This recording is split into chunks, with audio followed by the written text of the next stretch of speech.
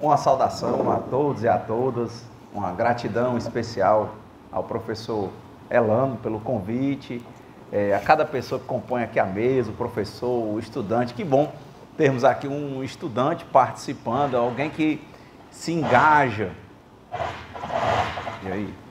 nessas questões acadêmicas. Eu também, quando eu fui estudante, que eu sou um estudante habitual, eu leio no mínimo 2 horas por dia, fora assistir palestras. Hoje já li 1 hora, em média e meia, e à tarde é mais 1 hora.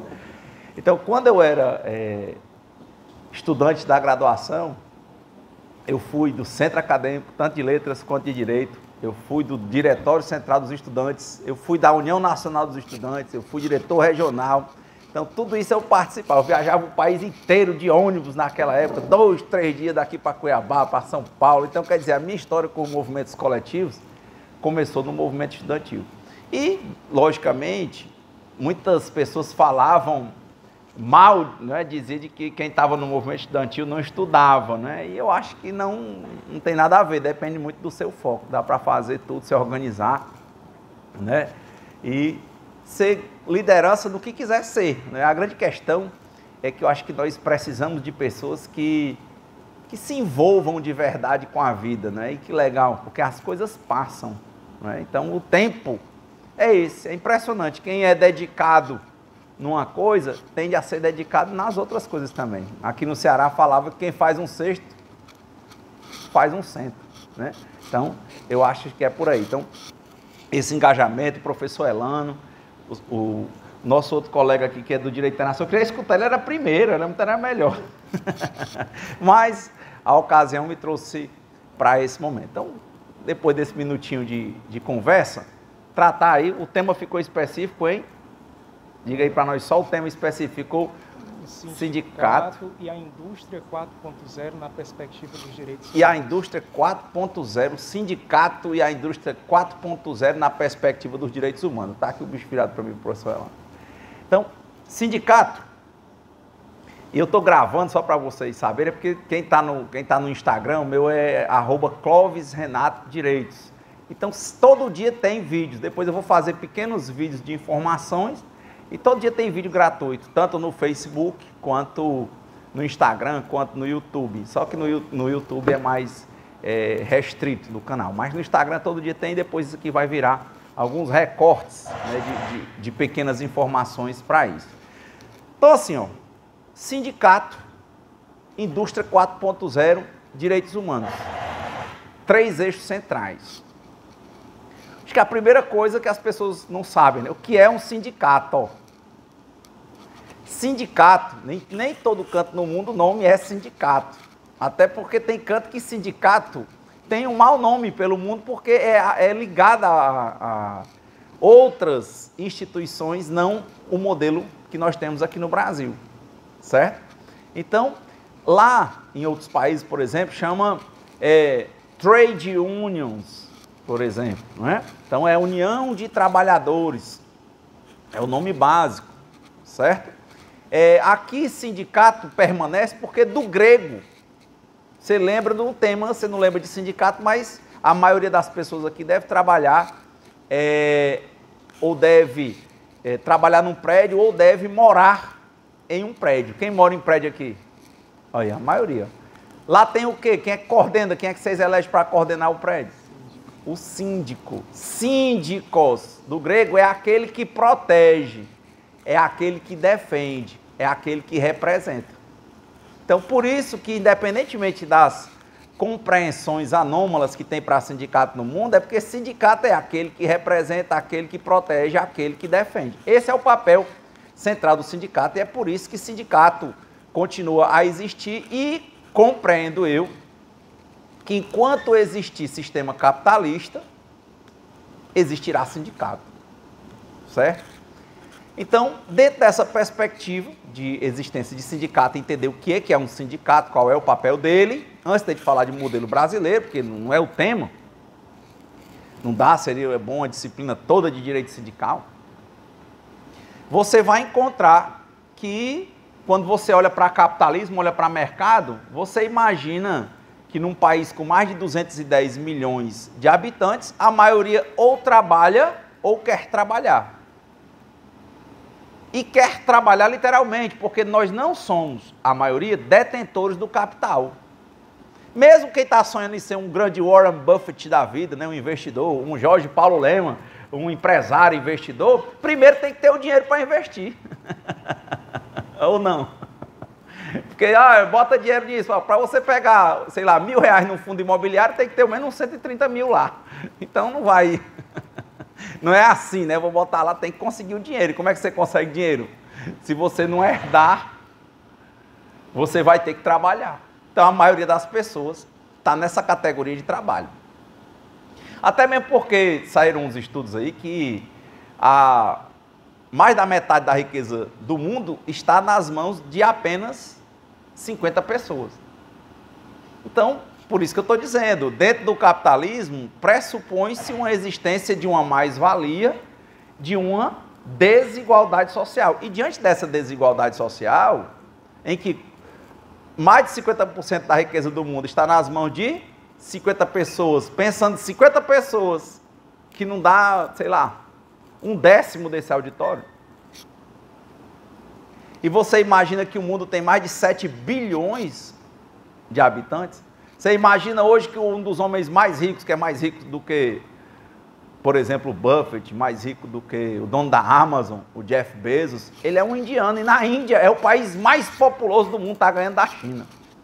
E é gente trabalhando, entendeu? Então, enquanto tem essa questão, como é que não fala de sindicato? E por que eu gosto de começar as minhas falas discutindo isso? Porque a pessoa, às vezes, ela não se situa qual lugar que ela está. Ela assiste coisas, lembra da história da Emma Bovary, do Madame Bovary. Ela lia tantos romances que ela achou que a vida dela era um romance, aí deu tudo errado, né? Então é importante entender onde é que você está, quem você é, qual é o seu papel. Você está no meio desses 50? Ou você está no meio dos outros 7 bilhões?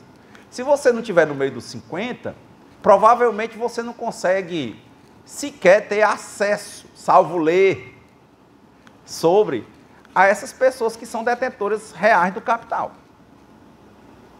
Não é isso? Então, se você entende isso, você entende que mesmo que você queira ser um cara desse, porque eu vejo muito aluno do direito que ele quer ser um cara desse. Mas para ele querer ser e chegar a ser esse cara, ele vai ter que ter, dentre outras coisas, capital. E não tem. Não é isso? Como é de novo? Como é que investe sem ter o que investir? Então, o trabalhador, e essas pessoas que eu falei, inclusive, foram trabalhadoras primeiro, em muitos casos, para conseguirem o capital. Né? Você pode ler a biografia, outro dia eu li a biografia do Warren Buffett, A Bola de Neve, um livrinho assim, pequenininho assim, e ele começou trabalhando com o Graham, que era o cara que ele admira, que é o cara que aprendeu a fazer o valuation. Então, ele trabalha, consegue dinheiro e depois investe. Então, a massa precisa de proteção. Ponto. Então, primeira coisa, sindicato. Existe? Existe. Enquanto existir capitalismo, você compreende que vai existir? Compreende. Clóvis, e se você pensar em sindicato aqui no Brasil, mais de 16 mil entidades. No Chile, não sei nem quantos, mas você imagina que aqui, por exemplo, o Sindicato dos Comerciários de Fortaleza, que é um dos sindicatos que eu atuo na parte coletiva, só é um. Lá no Chile são 100 sindicatos numa cidade, porque ele fez uma pulverização. O projeto que tem do atual governo de emenda à Constituição, para tirar a unicidade, é para dar vai tender a dar uma pluralidade. Então não é acabar nesse sentido, é acabar com a força, mas prolifera sindicato. Não há no capitalismo uma desnecessidade. E nem sindicato é uma coisa criada porque foi criado por lei. O sindicato nasce de uma necessidade social dentro de um sistema em que há uma hipossuficiência, em que há uma desigualdade. O que é hipossuficiência? É a hipossuficiência social de você que está aqui estudando, por quê? Porque quer um melhor local de trabalho. Você não tem a capacidade de ter uma escolha plena, você tem que se submeter a várias coisas para ver se você consegue um trabalho melhor. Por exemplo, no direito o pessoal sonha com estabilidade, não é isso? Então é um trabalho, você está buscando trabalho. Você não vai para onde você quer, você vai para onde você acha que vai ter mais e melhores condições. Sacaram aí a jogada? trabalho. Então, eu não sei porque até nas faculdades o pessoal às vezes não fala muito de direito do trabalho, porque é tudo. É tudo. Não tem um livro desse de grande empresário que não fala de sindicato, porque vai ter que ter algum enfrentamento com o sindicato. Esse Bola de Neve, inclusive, fala. Teve um grande problema com os gráficos, uma das empresas que ele adquiriu. Então, primeira coisa, hipossuficiência faz você se submeter, social, não é psíquica, não é econômica necessariamente, mas é social, é um jeito que você, que não é detentor do capital, se submete a uma condição em que você procura adquirir esse capital para sobreviver. E vai estudar. Aí diz, eu escolhi minha faculdade. Não, você talvez olhou as suas aptidões e escolheu a faculdade que você achava que ia dar melhores condições para você quando você terminasse. Independente da idade, inclusive. Primeiro ponto. Sindicato é necessário? Eu não tenho dúvida. Tem problemas? Também não tenho dúvida. Como tudo, precisa de um constante cuidado. É um aperfeiçoamento constante. Então, sindicato. Indústria 4.0 é outro conceito que foi criado diante da automação. A automação, se você pegar o artigo 7º, salvo engano, inciso 26 da nossa Constituição, vai dizer proteção contra a automação na forma da lei. Aí você diz, poxa, eu quero ser inteligente, ó. Imaginei 2 caras num quarto de hotel pensando em ficar rico, o Pink e o Cérebro. Aí eles disseram, rapaz, acho que dá, como é que a gente faz? É ficar rico gastando nada. Ou beleza, tecnologia, ou massa, ó. Tu já pensou, olhando lá em Nova York, olhando assim aqueles táxis rei amarelo, demorando para passar um táxi, cheio de gente para pegar um táxi. Aí o cara disse, rapaz, a gente devia, esses táxis é para todo mundo, a gente devia trabalhar para gente que é rico. Escolher assim, montar um tipo de táxi, que era carro preto, bonito, o cara assim, um chofé, entrega um bombom, uma água e tal, ó. A gente podia comprar uns carros e fazer esse serviço que não tem aqui em Nova York, ou como diz o cearês, né, o Neve York. Aí o outro disse, é ideia boa, rapaz. Mas por que a gente não faz melhor? A gente cria um aplicativo, os caras pegam o carro deles, se cadastram no nosso aplicativo e a gente tira 25%. Ou seja, não precisa comprar carro, não precisa trocar frota, não precisa ter empregado. E o cara vai pagar para trabalhar. Muito massa, cara. Essa daí é melhor do que dos carros pretos. Ó. E a gente ainda pode exigir que o cara tenha um carro novo e preto. Oh, beleza, cara. Esse é que é o negócio do futuro. Como é o nome dessa empresa? Uber. Aí, você vai olhar lá os dados da Uber na bolsa. Uber só dá prejuízo. Sabiam disso? Tirando 23% a 25%, só dá prejuízo. Pode pesquisar onde vocês quiserem. Como é que pode o negócio dar prejuízo? Mas aqueles 2 caras enricaram. Enricaram porque quando chegou na hora certa, eles venderam. Mas quem comprou era tolo? Era não. E por que gasta tanto? Como é que tem prejuízo um negócio desse? Tem prejuízo por quê? Porque onde tem gente, tem problema. Então, as pessoas que trabalham passam por necessidades e têm um enfrentamento. Então, os estados que têm proteção humana têm normatizações e regramentos contra a automação e com previsão de direitos mínimos para as pessoas. Aí é direitos humanos. Direito, que chamam jus cogens, né, professor de internacional? Jus cogens, superiores a quaisquer outros direitos. Sim, o direito dessas pessoas.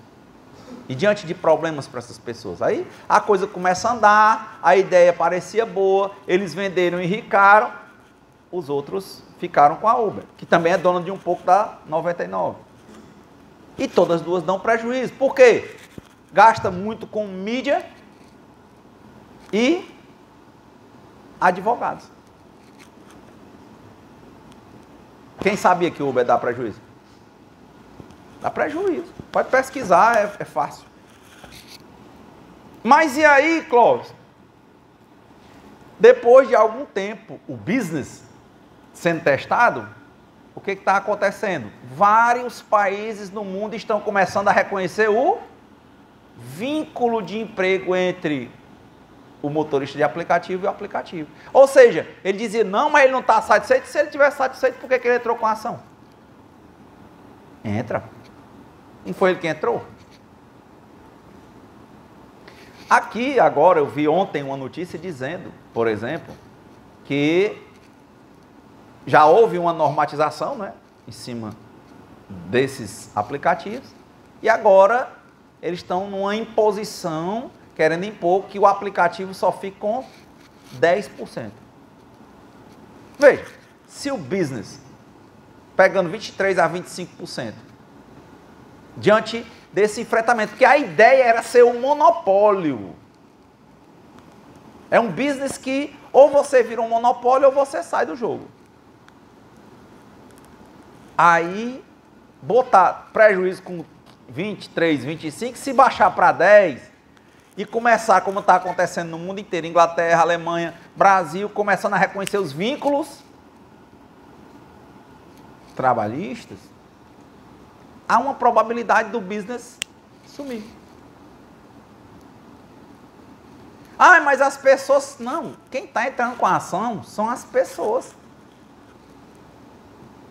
São elas, pessoas. Por isso que, olha, a primeira coisa, né? Quando você fala de indústria 4.0, que fala de Big Data, né? A questão do processamento de dados, a questão da automação, robótica, você tem que comparar isso com a realidade. Qual foi o espaço melhor que a gente teve para comparação com a realidade? Porque há muita divergência. Tem gente que diz que com a automação desaparecerão milhões de cargos, mas surgirão milhões de novos cargos.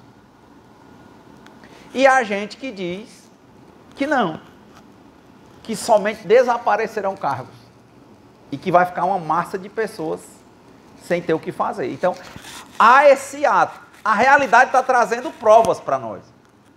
Exemplo, Uber. Exemplo,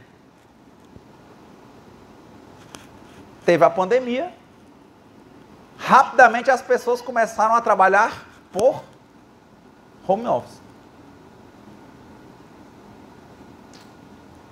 Pós-pandemia agora, está tendo, por exemplo, abalos no mercado, e você está vendo muita gente despedir gente que trabalha com Big Data, programação, não é isso?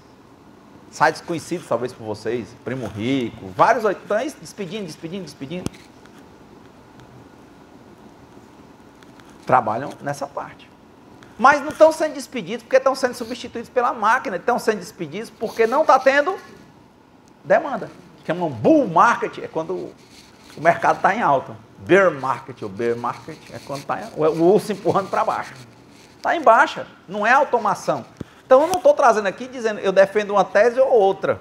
Eu entendo é que a Constituição fala que temos que proteger contra a automação. Se a gente puder proteger, vamos proteger. Quem melhor protege? A meu ver, quem nasceu para proteger? O sindicato. Por que que eu não me protejo sozinho? De novo, porque o teu nível, comparado com o teu patrão, é muito baixo. Se você for discutir sozinho, você de igual para igual, com o patrão, a possibilidade dele entender internamente, mesmo que não te diga, um ditado que tem aqui no Ceará que diz, cabrito bom não berra. Ou, quem come do meu pirão aguenta do meu cinturão. Se você está chiando, eu tenho uma coisa aqui no Brasil chamada despedida sem justa causa. Ah, olha, doutor, eu quero falar que o meu salário não está legal e pá, e o cara, obrigado. Olha, os caras preparados com o método Dale Carnegie, né? Como conquistar amigos e influenciar pessoas. Poxa, você é empregado muito legal, obrigado por ter vindo falar, sabe, muito bom, muito massa. E tal, aí tu vai pra casa, porra, meu patrão adorou o que eu disse pra ele e tal. Aí, segunda-feira, tu chega pra trabalhar, ó, assine aqui, ó, aviso prévio, ó. Vixe, Que foi? Não sei e tal. Quero falar com ele de novo. Ixi, agora ele não tem tempo, viajou.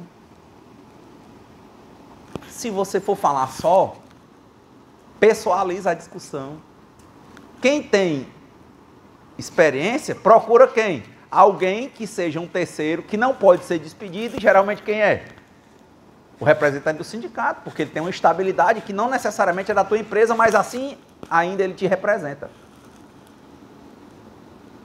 Aí ele vai negociar. Olha, está acontecendo um problema com todos os trabalhadores desse segmento.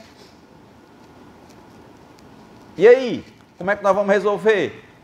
Esse cara, o perigo dele é receber um documento de aviso prévio da empresa. É baixo ou alto? Baixo. O empregado que conversa diretamente com o patrão, pela realidade, não é uma tendência ideológica. A probabilidade que você vê dele ser perseguido é alta ou baixa?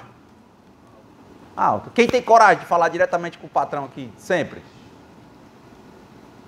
Quem acha que falar, às vezes, diretamente de problemas da empresa com relação ao contrato de trabalho pode dar problema? Quem acha? Bem sincero assim. Ou seja, você não se sente à vontade. Não é isso, não? Não tem estabilidade.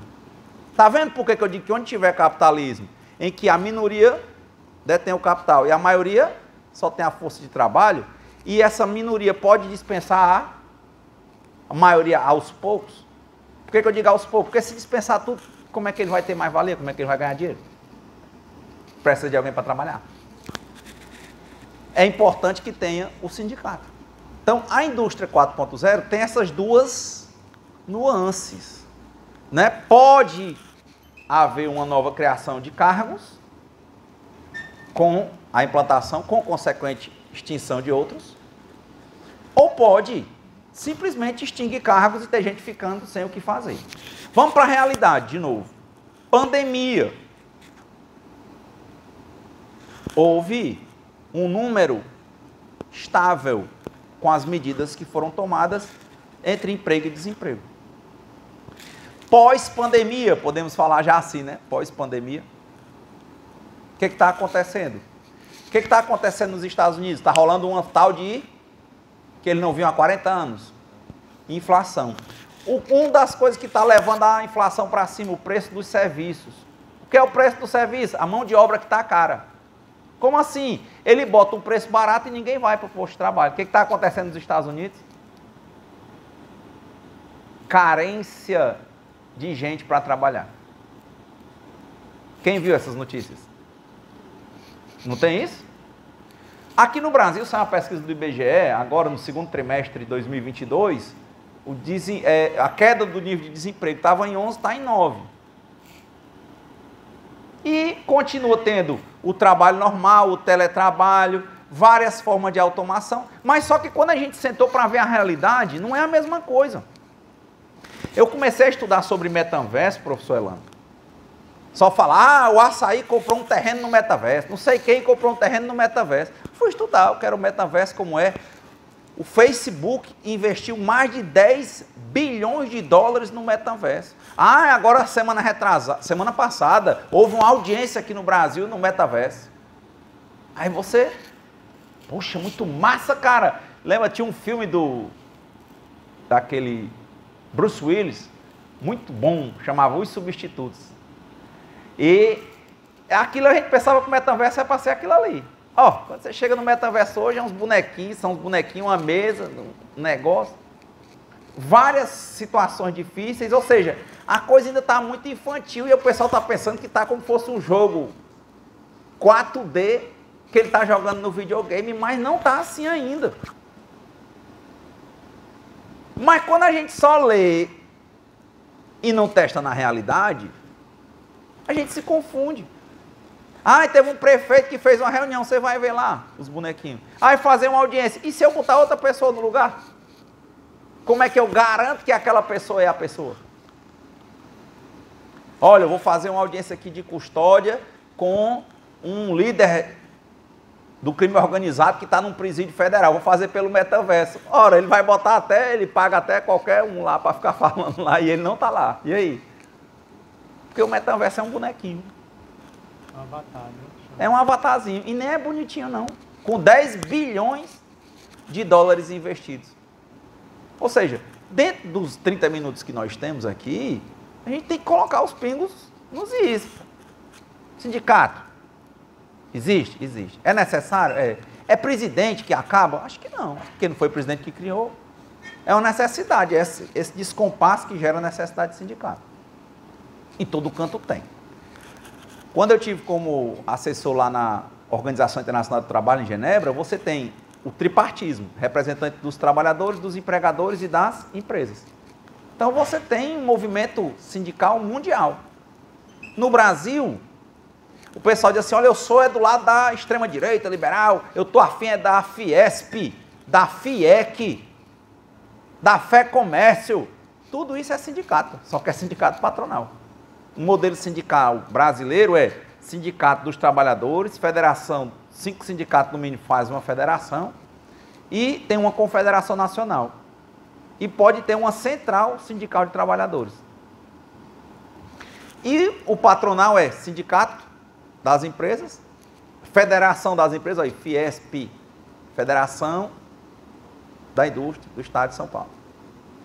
FIEC, Federação da Indústria do Estado do Ceará. Federação, sindicato, federação, confederação. Pessoal do agro, pode ir lá, se não tem. Confederação Nacional da Agricultura. Estrutura sindical. Tá? Então, primeiro, né, sindicato e a indústria 4.0, na perspectiva dos direitos humanos. Eixo, proteção do ser humano contra a automação. Artigo 7º, inciso 26.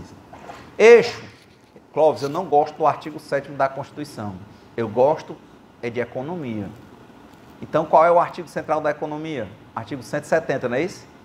Como é que começa? A ordem econômica fundada no primado do trabalho humano. Não é assim? O humano. Ah, mas a economia no Brasil, primado do trabalho humano. E a propriedade tem uma função social. Então, essa é a perspectiva jus cogens, que também está dentro dos direitos fundamentais, que está na nossa Constituição de Proteção. O que vai acontecer? Eu demonstrei para vocês que tem 2 eixos. A realidade, nesse momento, que eu não posso dizer que a realidade vai ser o futuro, porque eu não consigo analisar o tão longo prazo. Eu estou analisando um espectro de 3 a 5 anos. Eu botei antes da pandemia até 1 ano pós-pandemia. Dentro desse momento, que não sabemos se é de transição, mas está se vendo que há uma necessidade ainda muito grande de trabalho físico. Quando aumentar o nível de emprego, você vai atrás. Construção civil é o primeiro. Trabalho humano. Nós ainda não temos. Ah, mas pode acontecer? Pode. Há uma grande possibilidade de acontecer? Claro que há. Avançamos? Sim. Novos empregos também surgiram? Sim. E se chegar o momento em que isso represente uma possibilidade diferente desse momento atual, em que a máquina realmente substitua o homem de modo que fique insustentável, porque economia é equilíbrio. O Rossetti dizia, nunca esqueci esse conceito, estudando para uma prova na faculdade. A economia é a ciência que estuda os escassos recursos para atender às necessidades ilimitadas de uma sociedade. Então, a economia trabalha com o quê? Equilíbrio. No momento, ainda não escasseou, no momento está acontecendo carência de mão de obra. Está começando a cair. E o mercado está discutindo isso. E uma das questões que estão discutindo de queda de aumento, aliás, dessas questões, né? Por exemplo, lá nos Estados Unidos, é porque eles estão colocando um valor de pagamento que não está compensando. Então é bem complicado, não é? Porque está havendo esses auxílios e tudo, então a pessoa às vezes acha que não compensa. Silent quitters. Por aí, professor Elana. Silent quitters. Está vendo aí? Então, quando vocês começam a ver essas vozes acontecendo, a gente tem que trazer. Então, a gente vem para cá, eu acho assim fantástico vocês estarem aqui, e esse convite, porque me traz a trazer reflexões. Porque no colégio, né, a gente tinha que saber A e B. Não, aqui a gente vem na faculdade refletir, até porque da graduação vocês vão para onde? Para pós-graduação. Depois vão para o mestrado, para o doutorado. É ficar batendo tese para entenderem que a realidade ela é cheia de dualidade, né? Tem altos e baixos. A gente lança uma proposta, acha que vai dar certo, às vezes não vai. Você usa a melhor convicção, às vezes não dá certo. Então você tem que começar do zero. Então, a meu ver, o jus cogens, o direito fundamental, aqui, artigo 7º, com 26, com o artigo 170 da Constituição, se isso começa a representar um grande impacto, o Estado tem que fazer alguma coisa. Se chegar o momento em que as máquinas literalmente substituírem a mão de obra humana que gere um cataclisma econômico, um cataclisma social, aí vem o poder público exatamente para ver o que ele vai fazer. Mas ele tem que ir tentando evitar que aconteça. Esses incentivos que foram dados no mundo inteiro era para quê? Para evitar que acontecesse esse cataclisma social. Tem um filme que eu acho que vocês devem ter assistido, da Pixar, que era Wall-E. Não era o que começava? Eram os homens. Há muito tempo as máquinas faziam tudo, aí eles desaprenderam a andar, eles andavam em cima de um bichinho que voava, tudo gordinho assim, ó. Porque ele não fazia nada, a máquina fazia tudo, mas ainda assim dava uma melhor condição de vida. Ou seja, se esse tipo de coisa acontecer, haverá de ter previamente, e deve ter, e já está tendo em algumas situações, políticas públicas tentando amenizar esse impacto.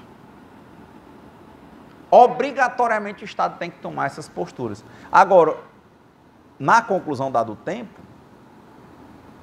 eu não consigo ver como é que o Estado faz se não tiver um sindicato. Porque, como eu falei, o que você sabe? Você não sabe se o patrão trouxer uma máquina que substitui todo mundo da sua empresa, o que você vai receber? Só o aviso prévio. Mesmo que você saiba antes. E se você tem uma entidade representativa e você tem fundamentos jurídicos nacionais e internacionais, você pode tentar agir por meio da negociação coletiva, ações coletivas, utilizar órgãos como o Ministério Público para refrear isso. Por isso que eu digo, eu achei um tema muito legal, porque sem o sindicato você não consegue fazer. Simplesmente, se a automação chegar, você sai. E se você tem alguém que lhe defenda, que o sindicato tem os advogados e tudo, e que tem uma certa blindagem, há uma grande possibilidade de você ficar. Para quê? Para humanizar o processo. E o Estado, né, o poder público, o governo, ele só se movimenta, geralmente, quando há uma pressão. Por quê? Porque ele tem muitas prioridades. E você sozinho não tem muito poder para fazer pressão. Tem? Não tem. Não é? Então, a gente trouxe, fazendo a conclusão, os aspectos do que é um sindicato, o que é uma indústria 4.0, trouxemos exemplo de coisas que pareciam ser muito legais, estão começando a dar errado a nível da indústria 4.0. Tem coisas que estão muito propagadas, mas que ainda não estão funcionando. Estamos mostrando qual é o papel do poder público e quais são as normas que tem e como é necessário ter um sindicato para conseguir humanizar esses processos, porque de um em um a gente não consegue. Espero ter sido claro, respeitado aqui o tempo. Aí vamos até respeitar o tempo por causa de depois ter os debates, né? Agradecer, muito obrigado e bom dia, bom evento.